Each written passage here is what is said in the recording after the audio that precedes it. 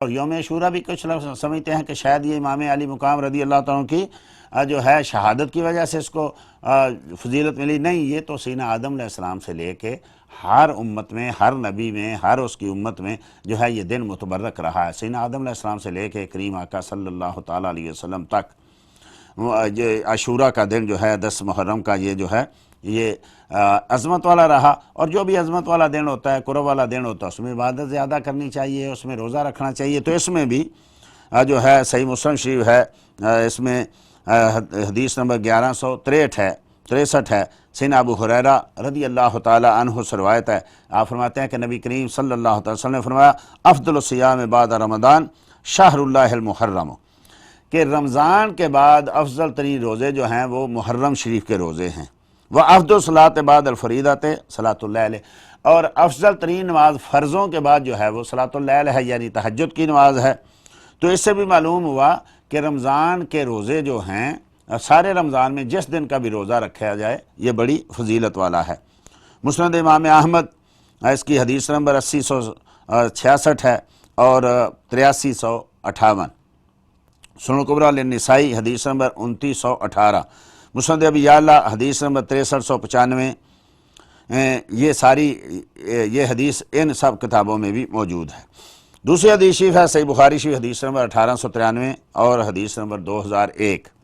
یہ ہے سیدہ عائشہ صدیقہ ام المومنین رضی اللہ تعالی عنہا سے روایت. فرماتی ہیں ان قریشن کانت تصوم یوم عاشوراء فی الجاہلیہ، کہ قریش جو تھے وہ جہالت کے دور میں بھی اس کو متبرک سمجھتے تھے اور روزہ رکھتے تھے. ثم امر رسول اللہ صلی اللہ علیہ وآلہ وسلم بصیام ہی، نبی کریم صلی اللہ علیہ وسلم نے پھر اس کے روزہ کا جو ہے حکم دیا حتیٰ فرض رمضان، جہاں تک کہ رمضان فرض ہو گیا. وقال رسول اللہ صلی اللہ علیہ وسلم، تو رسول اللہ صلی اللہ علیہ وسلم نے ارشاد فرمایا من شاء فلیصمہ ومن شاء افطر، جو چاہے روزہ رکھے، جو چاہے افطار کرے، یعنی نہ رکھے، یعنی فرض تو نہیں ہے، نفلی ہے فضیلت والا. صحیح بخاری شریف حدیث نمبر 2003. یہ ہے حضرت سیدنا معاویہ بن ابی سفیان رضی اللہ تعالیٰ عنہما سے. فرمایا کہ نبی کریم صلی اللہ تعالیٰ علیہ وسلم نے ارشاد فرمایا ھذا یوم عاشوراء ولم یکتب، اللہ جل مجدہ، یہ عاشوراء کا دن ہے، اللہ جل مجدہ نے اس میں روزہ فرض نہیں قرار دیا. وانا صائم، لیکن فرمایا میں نے روزہ رکھا ہے. فمن شاء فلیصم ومن شاء فلیفطر، فرمایا جو چاہے تو اس کا روزہ رکھے میری سنت سمجھتے ہوئے، اور جو چاہے وہ نہ رکھے. حدیث اگلی بخاری شریف ہے حدیث نمبر 2004، صحیح مسلم شریف حدیث نمبر 1130. یہ حضرت سیدنا ابن عباس رضی اللہ تعالی عنہما سے روایت ہے. قال قادم النبی صلی اللہ علیہ وآلہ وسلم مدینہ فرعال یہودا تصوم یوم عاشوراء، کہ نبی کریم صلی اللہ علیہ وسلم جب مدینہ شریف تشریف لائے تو دیکھا کہ یہودی 10 محرم کا یا عاشوراء کا روزہ رکھتے ہیں. فقال ما ھذا، تو پوچھا یہ کیا ہے، یہ روزہ تم کیوں رکھتے ہو؟ قالوا ھذا یوم صالح، کہا یہ بڑا مبارک دن ہے، بڑا اچھا دن ہے. ھذا یوم نجی اللہ بنی اسرائیل، نج اللہ بنی اسرائیل، کہ اللہ جل مجد الکریم نے اس دن بنی اسرائیل کو نجات دی من عدوہم، ان کے دشمن سے. فصامہ موسیٰ، تو سیدنا موسیٰ علیہ السلام نے اس دن کا روزہ رکھا. تو نبی کریم صلی اللہ علیہ وسلم فرمایا فَأَنَا أَحَقُّ بِمُوسَىٰ مِنْكُمْ، میں تم سے زیادہ موسیٰ کا ماننے والا ہوں، میرا حق زیادہ ہے موسیٰ کے ساتھ. وَأَمَرَ بِصِيَامٍ فَصَامَهُ وَأَمَرَ بِصِيَامٍ، تو آپ نے خود روزہ رکھا اور صحابہ کو بھی کہا کہ تم بھی اس کا روزہ رکھو. اگلی حدیث بھی صحیح بخاری شریف کا 2005. یہ ہے حضرت سیدنا ابو موسیٰ اشعری رضی اللہ تعالیٰ عنہ. قال کان یوم عاشوراء تعدہ الیہود عیدا، کہ یہودی 10 محرم کو عید سمجھتے تھے، بڑا مبارک دن سمجھتے تھے اور عید کی طرح ہی اس کو مناتے تھے. قال النبی صلی اللہ علیہ وسلم فصوموہ انتم، تو مسلمانوں کو بھی حکم ہوا کہ تم بھی اس دن کا روزہ رکھا کرو. صحیح بخاری شریف حدیث نمبر 2006.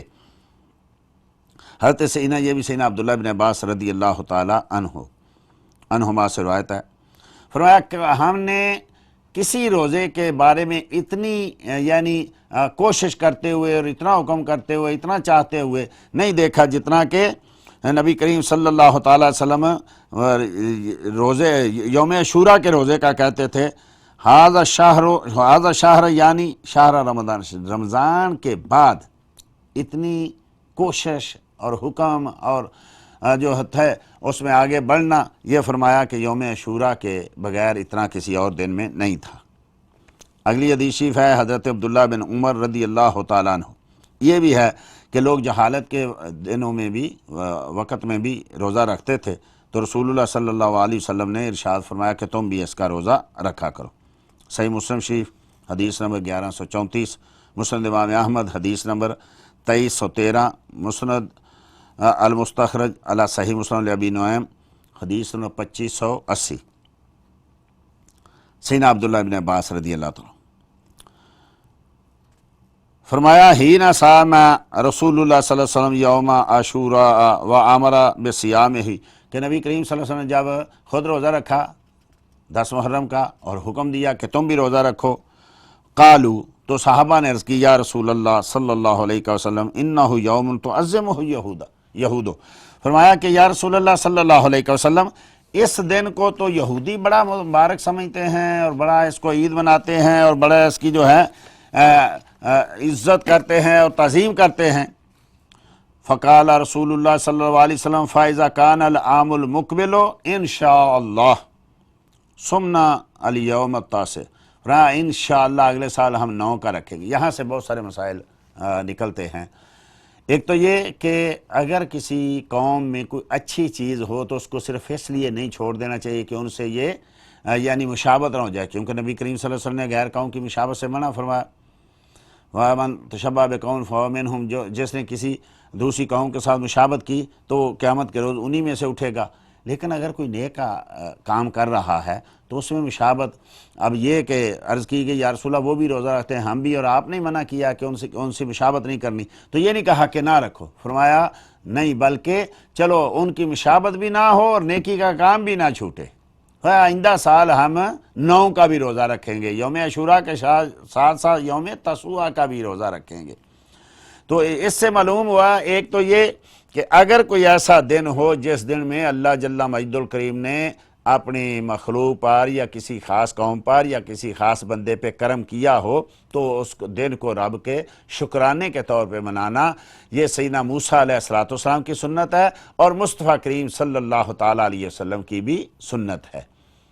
اب جو دن بھی ہے جس دن میں اللہ جل مجد الکریم نے کرم کیا تو اس کی عزت کرنا، احترام کرنا، اس دن عبادت کرنا، رب کا ذکر کرنا، صدقہ کرنا، خیرات کرنا، یہ سب اس حدیث سے نکلتا ہے۔ اسی لیے امام ابن حجر اسقلانی نے، امام سیوطی نے یہ لکھا کہ میلاد نبی صلی اللہ علیہ وسلم کی ایک اصل یہ بھی ہے یوم عاشوراء کا روزہ، کہ چونکہ اس لیے سیدنا موسیٰ کلیم اللہ نے رکھا تھا کہ اللہ جل مجد الکریم نے کرم کیا، فرعونیوں کو غرق کیا، موسیٰ اور بنی اسرائیل کو صلی اللہ تعالیٰ علیہ وآلہ وصحبہ بارک وسلم نے فرمایا کہ اس لیے روزہ رکھا کہ وہ پار اتر گئے تو نجات مل گئی، تو انہوں نے اللہ کا شکر ادا کرتے روزہ رکھا، تو ہمیں مصطفیٰ مل گئے، ان کو تو وہاں سے نجات ملی، ہمیں تو مصطفیٰ مل گئے، تو اس لیے اس دن جو ہے صدقہ کرنا، خیرات کرنا، خوشی کرنا، تعظیم کرنا، یہ اس حدیث سے امام سیوطی نے کہا کہ نکلتا۔